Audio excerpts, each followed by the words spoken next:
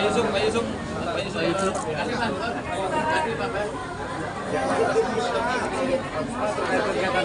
Ya nggak apa-apa. Ya sedikit aja. Teman-teman media, wartawan yang saya banggakan, saya berada di Masjid Babarun bersama banyak warga,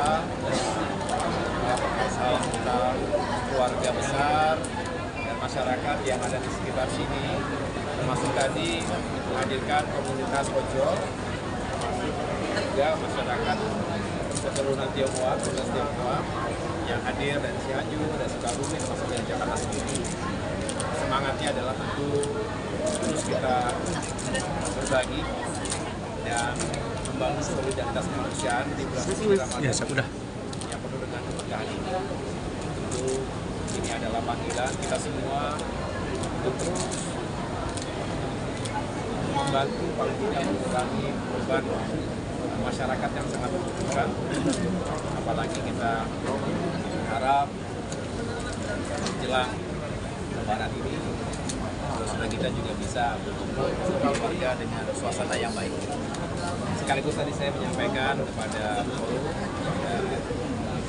audiens bahwa saat ini pemerintah juga tengah fokus mempersiapkan arus mudik Lebaran, dan ini membutuhkan kerjasama lintas sektor, bukan hanya kementerian lembaga termasuk jajaran Polri, tapi juga dengan pemerintah daerah dan genap kalangan masyarakat termasuk media. Terima kasih media yang sudah terus ingin menjadi aktor di lapangan, memberitakan, menginformasikan sesuatu yang faktual, yang juga real time. Mengapa? Karena memang dalam era yang serba digital ini seringkali kita tidak mudah untuk membedakan antara berita yang benar dengan berita hoax atau fake news.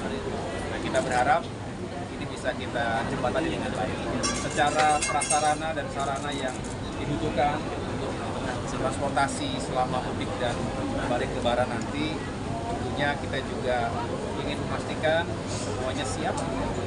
Jalan-jalan yang rusak juga harus diperbaiki. Kemudian terminal, stasiun, pelabuhan, bandara semuanya kita siapkan. Armada kapal, pesawat, termasuk kereta kita juga tingkatkan sehingga lebih mengakomodasi masyarakat yang diperkirakan 143 juta orang akan melakukan perjalanan selama masa Lebaran.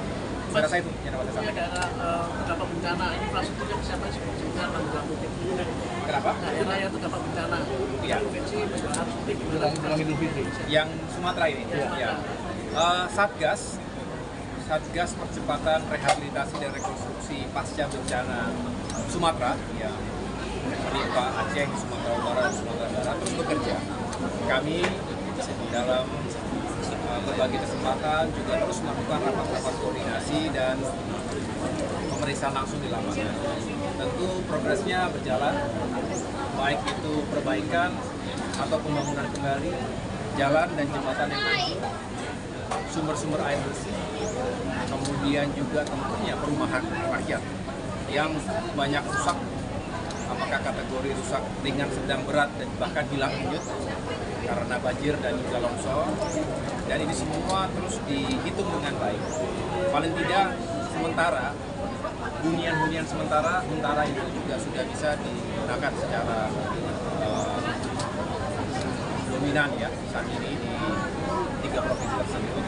Nah, yang masih untuk proses tentu adalah hunian-hunian tetap, karena memang perlu areal lahan di lokasi yang tidak rentan.